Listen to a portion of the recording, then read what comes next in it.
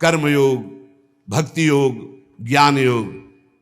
मानो कर्मयोग यमुना जी और परम ज्ञान योग सरस्वती जो गुप्त रूप में है, और प्रकाशित प्रगट भक्ति योग मानो गंगा जी। मानो गंगा यमुना सरस्वती का संगम कर्मयोग, भक्ति योग और ज्ञान योग तीनों संत वाणी के द्वारा हृदय में प्रकाशित हो जाते हैं।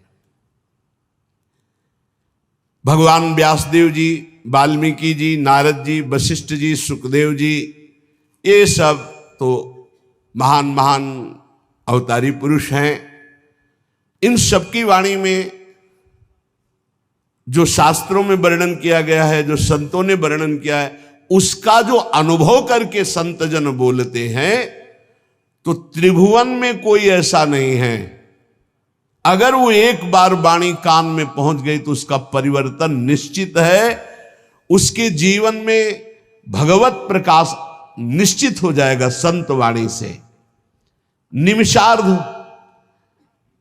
पलक झपकने के आधे समय के लिए भी यदि संत का संग हो जाए तो एक दिन ऐसा आएगा कि उसका मन हठात भगवान के चरणों में लग जाएगा। समय जरूर लगेगा। इसलिए प्रभु से प्रार्थना करो कि मुझे भगवत प्रेमी महात्माओं का संग मिले। प्रायः बड़े बड़े संतों ने भी यही मांगा है। अविरल भगति विरति सत्संगा चरण सरोरुहु प्रीति अभंगा। आपके चरणों में अविरल भक्ति हो, संसार से वैराग्य हो तो कैसे हो? बोले सत्संगा, साधु संग से ही ये प्राप्त हो सकता है। बार बार बर मांगो हर्ष देव श्रीरंग, पद सरोज अनपायनी भक्ति। अनपायनी भक्ति तो कहां से मिलेगी? बोले सदा सत्संग, वो संतों के संग से ही प्राप्त होती है। अनुभूति युक्त वचन संतों से ही प्रकट होते हैं। पढ़ लिख कर प्रवचन और अनुभूति युक्त वचन में अंतर होता है। पढ़ लिख कर जो वचन होते हैं वो खोखले होते हैं, उनमें दम नहीं होती कि सामने परिवर्तन कर सके, क्योंकि स्वयं का परिवर्तन नहीं हो पाया।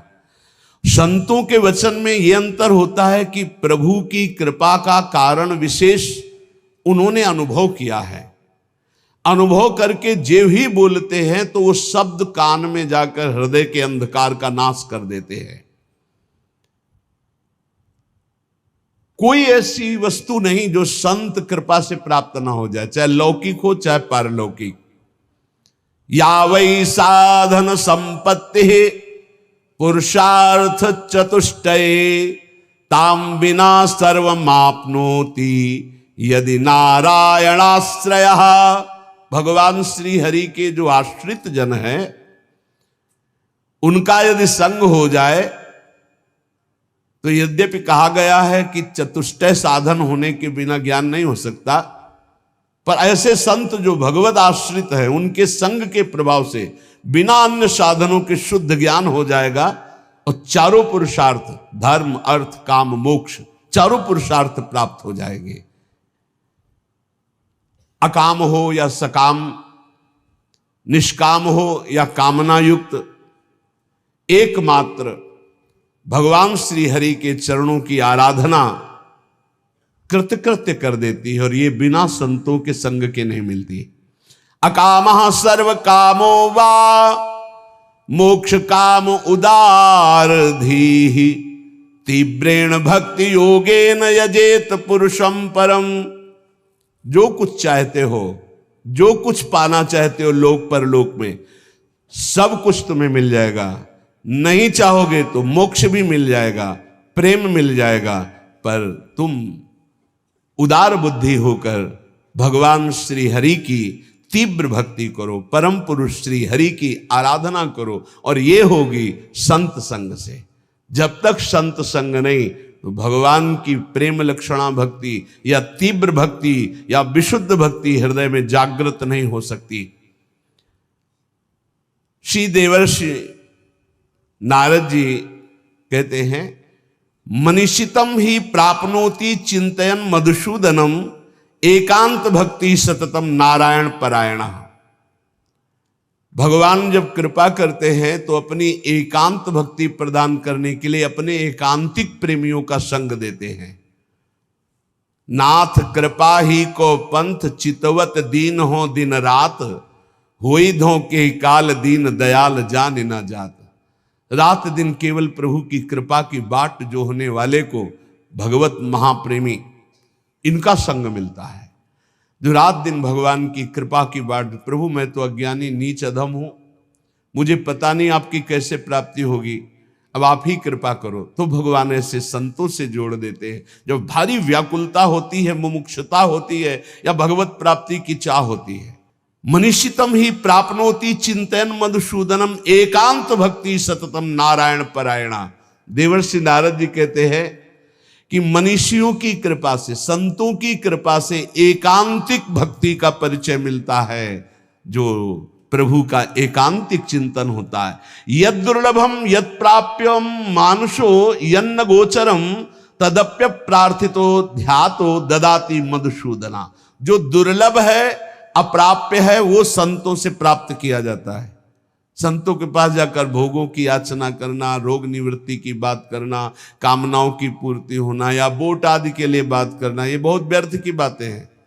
ये आपका व्यवहारिक विषय, आप इसको देखिए। आप संतों के पास जाइए परम पद प्राप्ति के लिए, भगवत प्राप्ति के लिए, ईश्वर निरंतर चिंतन करते हुए कैसे हमको स्वीकार करे, इस बात के लिए जाइए। जो दुर्लभ है, यद दुर्लभम यद प्राप्यम मनुष्यो यन्न गोचरम, जहां मन की कल्पना भी नहीं पहुंच सकती है, भावना भी नहीं पहुंच सकती है, ऐसे भगवान के ध्यान, ऐसे भगवान के स्मरण का अधिकार भगवत प्रेमी महात्माओं के संग से प्राप्त होता है। भगवान ने भी श्री अर्जुन जी को जब बताया कि द्रव्य यज्ञ, स्वाध्याय यज्ञ, ब्रह्म यज्ञ, भगवद अर्पण यज्ञ, ये सब यज्ञ हैं, इन श्रेयान द्रव्य मयाद यज्ञास ज्ञान यज्ञ परंतप सर्वम कर्माखिलम पार्थ ज्ञाने परिसमाप्तये। अर्जुन, जितनी भी मैंने यज्ञ वर्णन की, द्रव्यमय यज्ञों से ज्ञान यज्ञ श्रेष्ठ है, क्योंकि ज्ञान यज्ञ में सब कर्म भस्म हो जाते हैं और जीव जीवन मुक्त हो जाता है। ज्ञान यज्ञ में एक होता है कृपा से ज्ञान की प्राप्ति होना, एक होता है साधन से ज्ञान की प्राप्ति होना। जब साधन से ज्ञान की प्राप्ति को होता है, तो साधन चतुष्टय अगर नहीं है तो वो अज्ञानी है, चाहे जितना ज्ञान वर्णन कर रहा हो। पहला साधन चतुष्टय है विवेक, दूसरा है वैराग्य, और तीसरे में 6 साधन है, इसे षट संपत्ति कहते हैं। सम दम श्रद्धा उपरति तितिक्षा और समाधान, और चौथा है मुमुक्षुता। ये 4 बातें होने पर ही वो ज्ञान मार्ग का अधिकारी हो सकता है। विवेक, विवेक कहते हैं जिसके अंदर सत असत का ज्ञान हो। सत्य क्या है और असत क्या है। तो वेद कहता है ब्रह्म सत्यम जगन मिथ्या, पूरा संसार झूठा है। सत्य है इसमें तो केवल ब्रह्म है, अन्यथा नहीं। जैसे भगवान शंकर कह रहे, उमा कहूं मैं अनुभव अपना, सत हरिभजन और जगत सब सपना। सपने की तरह मिथ्या, जैसे स्वप्न में कुछ भी सत्य नहीं होता, ये जगने पर पता चलता है, ऐसे ही संसार में भगवान के सिवा कुछ सत्य नहीं है। ये तब पता चलेगा जब तुम्हारे अंदर ज्ञान प्राप्त हो जाएगा, ज्ञान जागृत होगा। पहला है विवेक, सत असत का ज्ञान हो जाना, इसे विवेक कहते हैं। दूसरा है वैराग्य। वैराग्य का तात्पर्य है लोक परलोक के समस्त भोगों से भोगने की इच्छा का त्याग, भोग में सुख बुद्धि का त्याग, समीप भोग होने पर भोगने की न इच्छा होना, इसे वैराग्य कहते हैं। अब षट संपत्ति का वर्णन, बोले षट संपत्ति में सम, मन को इंद्रियों के विषयों से हटाकर अपने लक्ष्य में लगाना, उसे सम कहते हैं। और इंद्रियों को विषयों से हटा करके लक्ष्य पर स्थित कर देना, उसे दम कहते हैं। इंद्रिय और मन पर विजय प्राप्त करने को समदम कहते हैं। सम और दम। फिर श्रद्धा, शास्त्र और गुरु के वचनों में बिल्कुल ज्यों का त्यों विश्वास हो जाना, उसे श्रद्धा कहते हैं। फिर उपरति, उपरति कहते हैं जैसे हमारे अंदर भोगने की इच्छा है पर मैं भोगूंगा नहीं क्योंकि भगवत प्राप्ति करनी, इसे कहते हैं त्याग। भोग सामग्री है पर भोगने की इच्छा ही नहीं, इसे कहते हैं वैराग्य। पर कोई भोग उपरति कहते हैं। ज्ञान प्राप्ति के लिए त्याग वैराग्य से बढ़कर उपरति की आवश्यकता है। उपरति वृत्तियों का किंचन मात्र भी कोई भोग है ऐसा ज्ञान न रह जाना उपरति कहते हैं। भोग है ऐसा ज्ञान ही न रह जाना। और तितिक्षा सर्दी गर्मी मान अपमान निंदा स्तुति इन सबको समान भाव से सह जाना तितिक्षा कहते हैं। और समाधान चित्त का शंका रहित होकर परमात्मा तत्व में स्थित हो जाने का नाम समाधान है। चित्त का समाधान हो जाना, अब कोई प्रश्न नहीं, कोई शंका नहीं। और चौथा है मुमुक्षुता, अब मैं मुक्त होना चाहता हूं, मुझे अब संसार से मुक्त होना। ये चार हो और फिर उसे किसी महापुरुष का संग मिले तो भगवान कह रहे तद्विद्धि प्रणिपातेन परिप्रश्नेन सेवया उपदेक्षन्ति ते ज्ञानम ज्ञानिनस्तत्वदर्शिनः। अब उस उपासक को जो मुमुक्षु है, जो संसार से मुक्त हो जाना चाहता है, उस संत के पास जाए। भगवान की कृपा से संतों का परिचय मिल जाता है। जब किसी महापुरुष के समीप जाए तो पहली बात ये समझ ले कि तुम्हारी श्रद्धा से ही कल्याण होने वाला है। उनके समीप तुम्हारी जितनी जोर की श्रद्धा उन पर होगी उतना ही आपके ऊपर प्रभाव पड़ेगा।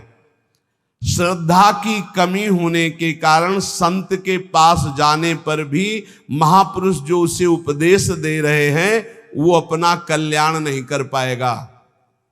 अगर श्रद्धा जोर की है तो कल्याण हो जाएगा, मतलब आपकी श्रद्धा पर टिका हुआ है आपका कल्याण। वो संत महापुरुषों की वाणी तभी प्रभाव डालेगी जब आपके ऊपर प्रथम हृदय श्रद्धा जो करे, आचार्य जन जाय अनुसरे जहां जहां हरिवंश के। श्रद्धावान लभते ज्ञानम। अगर श्रद्धा में कमी है तो देखो दुर्योधन को भगवान समझा रहे हैं, लेकिन क्या समझ आई? क्या श्रद्धा में कमी इसलिए नहीं, भगवान समझा रहे हैं तो नहीं समझ में आई, नहीं कल्याण हुआ उसका। वो भगवान से कह रहा आप 5 गांव की बात कर रहे हो, मैं सुई की नोक भर नहीं दूंगा बिना युद्ध के। और भगवान बात कर रहे हैं, भगवान से कह रहा कि आप जानते हो कि आप ही धर्म को जानते हो, मैं धर्म को नहीं जानता। मैं जानता हूं, मैं जानता हूं, जानामि धर्मम न च मे प्रवृत्ति, मेरी प्रवृत्ति नहीं है, मैं जानता हूं धर्म को। भगवान की एक बात भी नहीं मानी। ऐसे ही कह रहे ज्ञानी महापुरुष के समीप तुम्हारी श्रद्धा जितनी अधिक होगी उतना लाभ होगा। इसलिए सबसे पहले कह रहे तद्विद्धि प्रणिपातेन, वो तत्वदर्शी तत्व ज्ञान प्राप्त महापुरुषों के पास जाकर के उनको पहले साष्टांग दंडवत करो। प्रणिपातेन, साष्टांग का तात्पर्य होता है मैं आपकी आज्ञा के अनुसार चलूंगा, मैं आपका शरणागत हूं। पूरा ऐसे हाथ उठा के, जब हम साष्टांग जब करते हैं तो ऐसे करते हैं, हाथ उठाते हैं फिर हाथ जोड़ते हैं फिर लेट जाते हैं, उसे साष्टांग दंडवत करते हैं। प्रणिपातेन, ज्ञान की प्राप्ति के लिए संत स्वरूप सदगुरु के पास जाकर उन्हें साष्टांग दंडवत प्रणाम करे। अर्थात नीचवत सेवेत सदगुरुम, सदगुरु का सेवन अपने को सबसे नीच समझकर किया जाता है। अपने शरीर से गुरु का कभी निरादर तिरस्कार ना होने पाए, इसलिए जब गुरुदेव सामने हो तो नम्र हाथ जोड़कर सरलता पूर्वक उनके सामने पेश हो। जिज्ञासु मुमुक्षु उपासक को चाहिए कि उन गुरुदेव भगवान को सेवा के द्वारा प्रसन्न कर ले। अपने आप को उनकी आज्ञा के अधीन करना ही उनकी प्रसन्नता है। इसीलिए भगवान कह रहे सेवया, पहले प्रणिपातेन फिर सेवया। वैसे सेवा शब्द से तत्काल बुद्धि सबकी आती है कि वस्तु पदार्थ हाथ पैर दबाना ये सब गुरु सेवा के अंतर्गत। इसका मतलब गुरु सेवा केवल यही नहीं है, सेवा का एक ये बाहरी अंग है। गुरुदेव को अपना शरीर प्रिय नहीं जितना उनके वचन प्रिय, सिद्धांत प्रिय है। जो उनके शरीर की सेवा करे और सिद्धांत की अवहेलना करे तो कभी सेवा नहीं मानी जाएगी। और यदि शरीर सेवा ना मिले और केवल उनके हम सिद्धांत का पालन कर रहे हैं तो गुरु प्रसन्न हो जाएंगे, गुरु की सेवा बन गई। संत महापुरुषों की सबसे बड़ी सेवा है उनकी आज्ञा के अनुसार अपना जीवन बना लेना। सुन लीजिए, भगवान की बात है। संत महापुरुषों की सबसे बड़ी सेवा, गुरुजनों की सबसे बड़ी सेवा उनकी आज्ञा का पालन करना।